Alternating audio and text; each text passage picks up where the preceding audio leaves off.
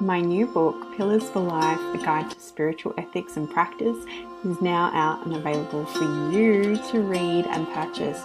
You can check out our website, willowhealing.org, to find a link, or you can find it on Amazon. We look forward to getting your feedback, and if you love it, please leave a review and share with your friends. Now it's time for the show. Welcome to Willow Healing Matters, the podcast. We are so excited to have you joining us on this journey where we explore different ways to empower your soul, whether it's healing in your kitchen or all the way up in the corporate world. Come with us as we look into different ways to heal your mind, body, and soul. Hey everyone, it's Catherine from Willow Healing, and today I'm here with Kelly Saward. So she is a mindfulness and wellbeing facilitator and a certified rest yoga nidra meditation teacher. Through the power of breath, mindfulness, and self-love, she helps others find the place inside themselves too. Spending a long time lost in anxious cycles, Kelly knows how difficult it can be to lose confidence with yourself. Searching for answers in all the wrong places. If you are not feeling lost, stressed, or unloved, it's not forever. So if you are feeling stressed, lost, or unloved, it's not forever. No, it isn't. And through small changes, we can create the shifts destined to feel connected once more. So a big welcome to the show, Kelly. Oh, thank you, Catherine. Thank you so much for having me. It's great to be here with you. I love that I made that grammar error because it just shows how important small words are too.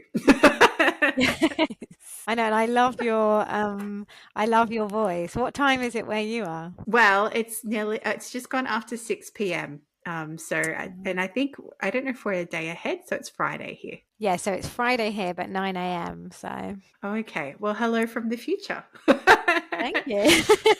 I like that. So, Kelly, you've had quite a bit of a journey. Where did you want to start with that? Because I feel like there's a bit to unpack there. So I trust you to start wherever you feel to lead us to who you are today. Okay, well, from a mindful perspective, I suppose we can only ever start where we are.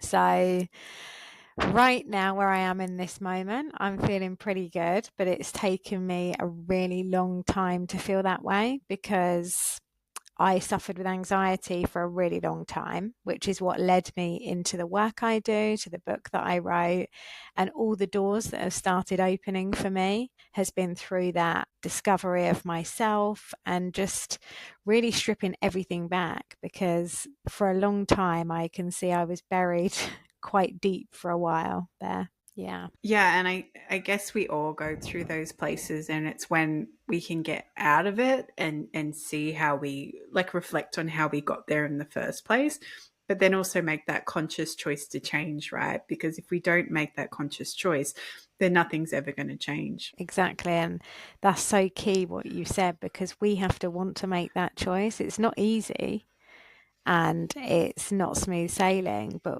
we have to want to make the change, because otherwise things just stay as they are. And that's really draining. It kind of robs you of your time, because I know time is just a concept essentially, but we are bound to it to a degree. And I think a lot of it is lost thinking we don't have time, or we don't want to be present because things feel so overwhelming. So discovering how I was able to actually be with what was going on and then make that change, tiny steps at a time, but it really has led to huge moments of wonder and discovering new things and people, and so much that I'm passionate about now. Yeah, and I love that you brought up that point too about, kind of questioning too where you are, because it's when you look at your emotions and can step back from them and see what's triggering you or what's causing you to go into that overwhelm and into that spiral, that can be really, really powerful.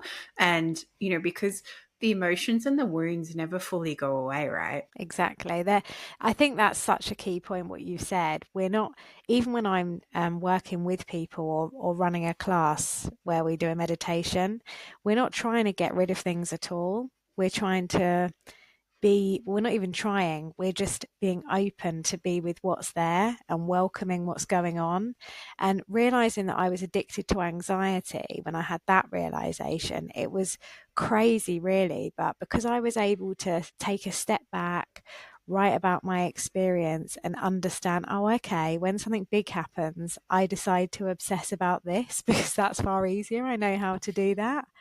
And yeah, just little by little, just unraveling from a different point of view, we can be aware of so much. And the moment we welcome things in, they almost dissolve by themselves. It's the pushback that keeps them stuck, I think. So, yeah. And Yeah.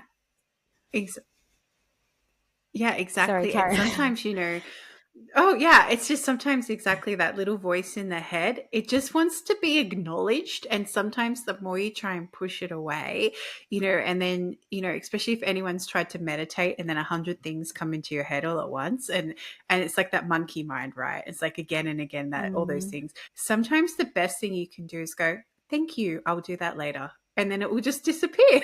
You just have to yeah. acknowledge it. And it can be the same with emotions. Like, okay, I know you're there. I can feel you. Thank you.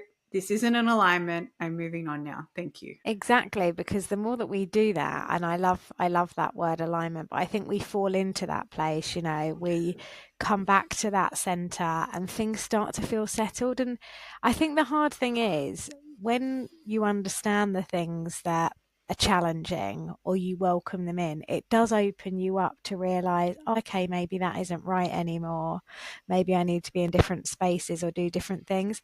And really, that's where the challenge is. It's not sometimes the thing itself. It's again, having to be brave to make that change so that you can come home to who you are, really like trust that place inside and move forward from there, because ultimately we've got all the answers. We feel what's right and wrong. Our body responds to that. And energetically, it's, yeah, I mean, there is so much that we have inside. We just need to tap in and listen. And that's what I love about meditation, is just being able to be with that experience and really understand the kind of messages that kind of come through my own voice, essentially, because we listen to other people all the time.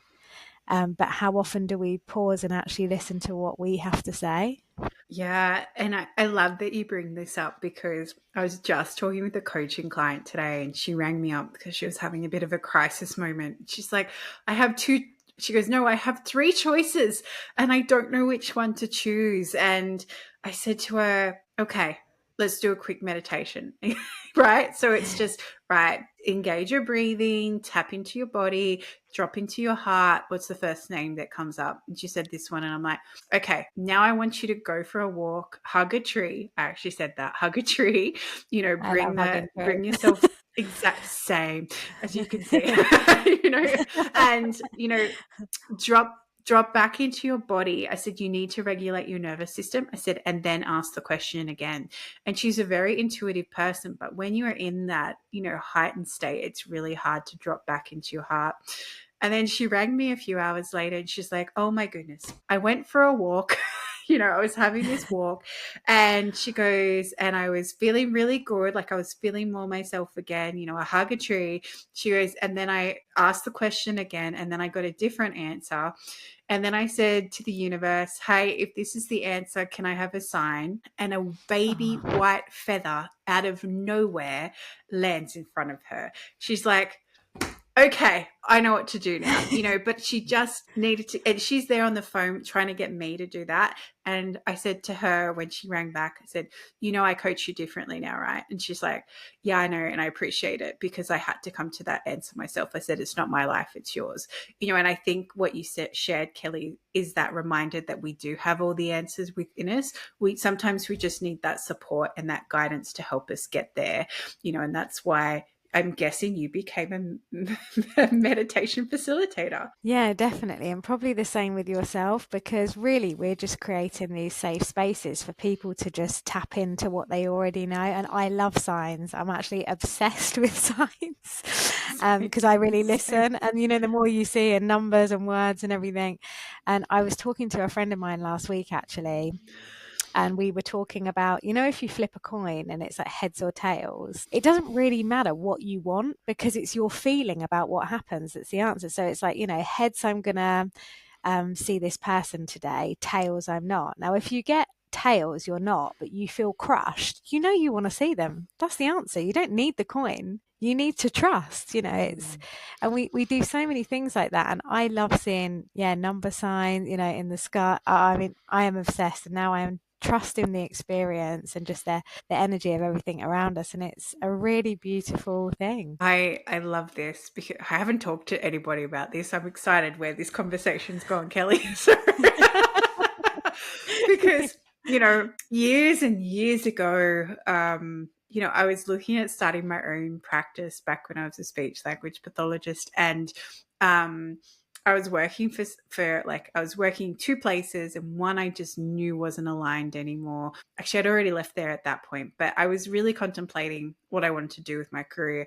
And I kept seeing 3 crows everywhere, just constantly, always 3. Never 1, never 2, always 3. And so I just Googled because I was curious. I'm like, what does it mean to see 3 crows? Something significant is going to happen with the female in your life. I was like, oh, okay. And that day, driving the car, one of my female bosses rang me because it was a partnership.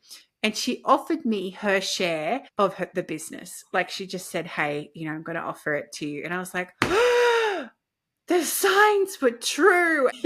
And I was like, okay. And then when I started my own spiritual journey, I'd always say, if I'm in alignment, I want to see repeating numbers. That was my thing. If I'm in alignment, I want to see like repeating numbers. And when I know and I feel like in my heart that I'm having like a really aligned day, I will notice the 303, the 404, the 606, and you just intuitively know to look at the clock at that time, because it's almost that reinforcement. And it's, how would you know to look at the top clock? Or, you'll see 88% on your battery, or you'll see, you go to pay for petrol and it's 55 or something like that. And you're like, okay, all right, thank you. And it's amazing, right? How, like you said, when you're open and you're looking for those signs, that they just come in from everywhere. They do. It's crazy. I see, number plates, or if I'm in the flow and I'll be like 777, am I on the right track? I'm like, yes. Or, changes, and you'll see fives, or songs are a huge thing because of like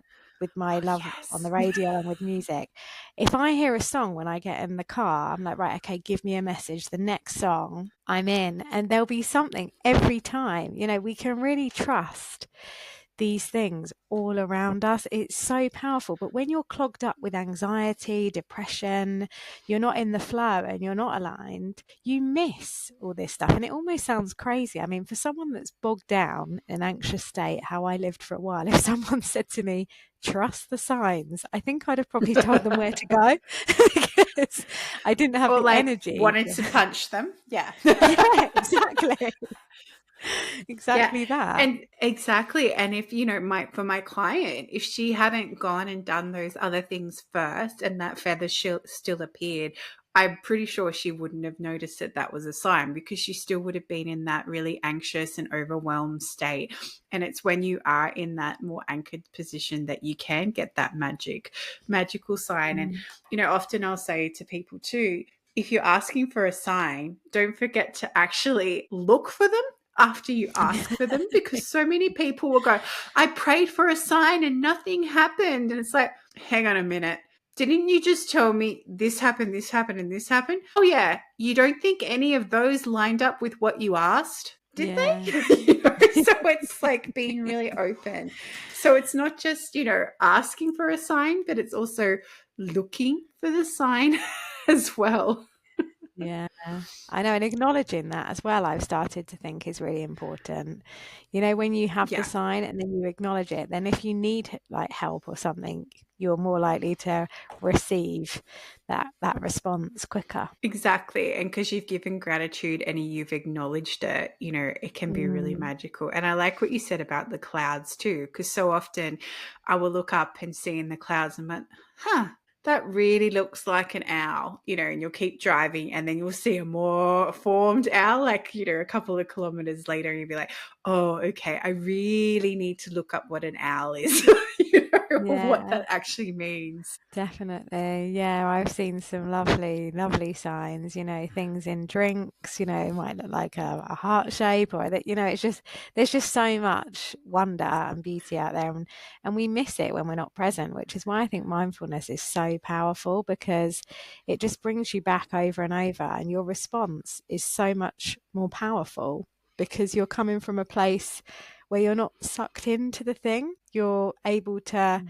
you know, really be kind of like the witness of that and trust your feelings and your judgment and all these kind of things far easier. And yeah, it's amazing, really. Yeah, exactly. And exactly what you said, Kelly, being present is so important, because if you don't have that presence, then you don't notice anything because you're too stuck in the worry, from the past. Or you still, too, was it the worries from thinking about the future, and the regret comes from the past? Yeah. So you Yeah, get so stuck in exactly. those cycles. Yeah, that's the anxiety depression thing, isn't it? The people that get stuck in anxiety, which was me, need control and they need to forward plan and obsess about what's to come. And the people that are depressed are stuck in that regret, like you said. Exactly. So I guess I love that you have all this mindfulness stuff and mindful stuff, just stuff, It's just these- just stuff. So when you're working with people, do you entwine that into your yoga practices as well, or do you keep them separate, or you find it's just evolving to a whole new thing? it has evolved into a whole new thing, and I intuitively work now. So I think mindfulness and meditation sit underpin everything that I do, but I will often feel into what people need, even if I hold a meditation group. It depends on the energy of the room, what I'm going to deliver out. And sometimes I will kind of work with crystals and I'll hold them and I'll just trust the energy. And I wrote a bit of my book in that way as well, that the poems that are in there, I'd be in the woods and I felt like they were just coming in rather than, obviously it's my experience and attached to me, but I didn't really plan what the poems were. They were just there. So I just felt they had to go in. And it's the same with the way that I work with people. So I work one to one with people. I am a yoga nidra teacher. I love all of that as well. But really, it's just about creating this safe space for people to open up to who they are. And that's not always pleasant as well. I say that to people when they come into a meditation group with me. You might not like this one, but that's okay. You're just allowing yourself the space to be with a bit of the difficulty, which you might not have been able to do at home, and that's great. So, I love yeah, that. I I'm love kind of that. free You're just like, flowing. you might not like that one. Yeah, but it's almost, and I feel for someone that's coming to you with anxiety to say this might not be the one for you, it almost addresses their fears, and then they don't have to think about it anymore, right? Because you're just calling Yeah. out whatever might be in their head and then pulling them back out straight away. Yeah, I do. A lot of people come to me with anxiety, I think, because of my own journey, and I focus a lot on how important it is that people understand they don't have to have feelings of anxiety all the time. And they also need to know they are not anxiety. They're just having these feelings that are consuming because they don't know how else to move through something at that particular time. And that's Yeah, tough for and that people. It's really tough. I feel that that's such an important point, because often, we can't always see where we are on our journey, right? And sometimes it's helpful to have someone there that's a supporter or a challenger to help you step out of that victim mindset as well, because often we'll go looking, we're a victim for someone to save us, or there's always someone to blame, or, that we get stuck in that victim drama triangle, and then it makes it really difficult to actually move into a place of power. Yeah, exactly that. And I think that's a really important point what you said there. When you might say things out loud all the time, and I know I do, but the moment someone repeats that back to you, it's like you can hear your own voice and understand it from a different place. So with the restoration and the yoga nidra and deep rest work that I do, a lot of that working one to one with people is where I'll take them into a bit of a space and that we'll be connecting with their feelings. But it's like, what's beneath that? And then they'll say things. And then essentially, I'm just repeating that back. Okay, so you feel this, this, and this. And then they're then hearing it rather than being it. And yeah, I just find this work so fascinating. I'm learning all the time. And it just blows my mind how much fun we can actually have with this, the freedom that we can all get to, that we just don't think we have time for. The amount of people that say, I haven't got time, but we've got infinite time. And you Essentially, make if we're time, right? present. Yeah. Yeah. And you make time, you create time. And, even today, I was meant to have a really, really busy day. And I was meant to help my husband like prepare the house because we're having someone to come look at our house. And I knew he couldn't do it on his own. But I was like, you know what, universe, I need to help him. So let's just see what happens. Kelly, my whole day cancelled and rescheduled, and I didn't have to do anything, So, so for me, I'm like, awesome. Thank you. And Yeah. it was just that surrendering and just going, all right, I don't need to actually work this hard, and I can somehow this time will be created, and it does, and it always works out. And it's just about that trust as well, and letting the universe work and assist you. And like you said, when you're doing your intuitive healing, you're like, oh, I don't know why, but I feel to pick up this crystal today, and it will always be perfect for that group, right? Or that person you're Yes. working with. Yeah, it's fascinating what you say because I had an appointment, it was 2 days ago, and all morning I was thinking, oh, I'm really not feeling it. I'm really not feeling it. I don't feel this is the right time because of the space I was in. And then I got all the way there because I thought, no, I can't cancel last minute because I had a lot on. And I pulled up into the parking space and she rang and went, I'm so sorry, I've forgotten our appointment. And I thought, great, because it meant I was already up and ready and out, but I could go and do something else, but I didn't have to go into that space that I knew wasn't right for me today. But the universe had already answered this for me and it just didn't happen. So I was like, okay, I know. And it's so, and people, and I was posting on Instagram about it because I was like, hey, sometimes you just show up as yourself and magic will just happen. It's yeah, purely magic, right? yeah, it is. It just, it blows my mind really. Now that I listen to I basically come from a heart space all the time now, best I can, because my head just gets in the way so often. And when I Mm. trust, yeah, from that place of love, I mean, we all just want that, don't we? Just that connection to people and things. And it comes from here, I think. And yeah, trusting that it's hard, but it's also beautiful at the same time. Exactly. I agree. And when you learn to trust your heart, then things do align more and then things fall into place. And like you said, you'll just get you just get appointments cancelled, your day rescheduled, and you haven't had to do anything. And you're still showing up, in your integrity, in your authenticity. You haven't compromised anything. You've showed up because you made that commitment to do it. And then for whatever reason, it just doesn't happen. Yeah, exactly. Exactly that. Oh, I love having this chat about all this stuff. I know it's fun, isn't it? And tell us a Yes. bit more about your book. So, what's your book about? So my book is called Desperate to be Loved.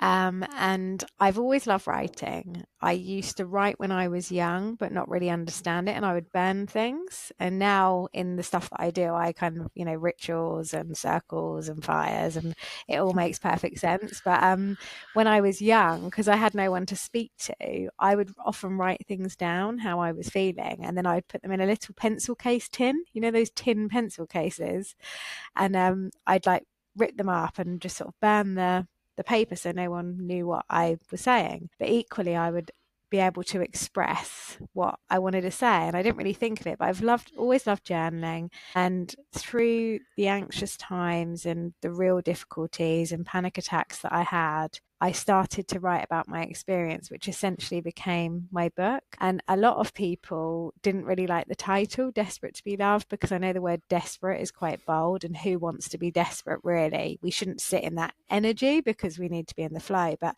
that is how I felt. I felt so desperate to feel this love that I wanted. And I slipped into people pleasing and losing who I was because I was just trying to feel connected to something or someone, and nothing really felt right. And I then acknowledged through mindfulness and meditation and many other things that I needed to love and respect myself and see who I was. And when I started to do that, that love was kind of there. And now you just draw in so many wonderful things. Yes, I've had to lose a lot on this journey, but equally, I feel more me than I ever have before. And that's what the book's about, really. I've got, there's 13 chapters because 13 is my lucky number. It's I also love the it. number of the divine feminine and all this kind of like goddess stuff as well. But I was born on Friday the 13th. Um, I've got two children, and 13 is relevant to them. My dad was born on the 13th, loads of 13 things. So there's 13 chapters, 13 poems. And then in each chapter, there's just a little bit about how I cope, anxiety. I'm just flicking through it now. Leaning into how we feel, surrendering, and yeah, trusting, like heart wide open is one chapter. And I just feel like we have to trust and do that. And I've had some really difficult times since writing the book. I haven't written this book and everything's okay. If anything, I'm learning more and more is changing, but it felt important that I just wanted to do it for me. It wasn't even about who really read it. I had to have power in my own voice and have value in it. Because I'd always hated hearing myself, and now I'm on the radio, so it's ironic. But when you hear yourself back, and it's like, I don't want to hear it. I don't want to hear it.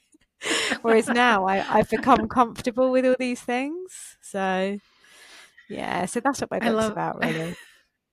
I love that. Do you want to hold up your book so people know what to look for? Yes, although You I've can just do the little realised plug.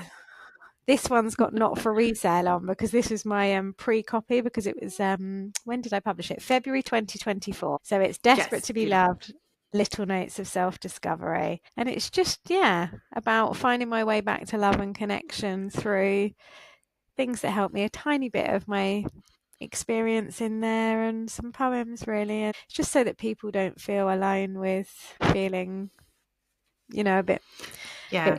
messed up there. Yeah, and I love that you were brave enough to call it that despite what other people told you, because exactly when you're in that people pleasing state, you are desperate to be loved.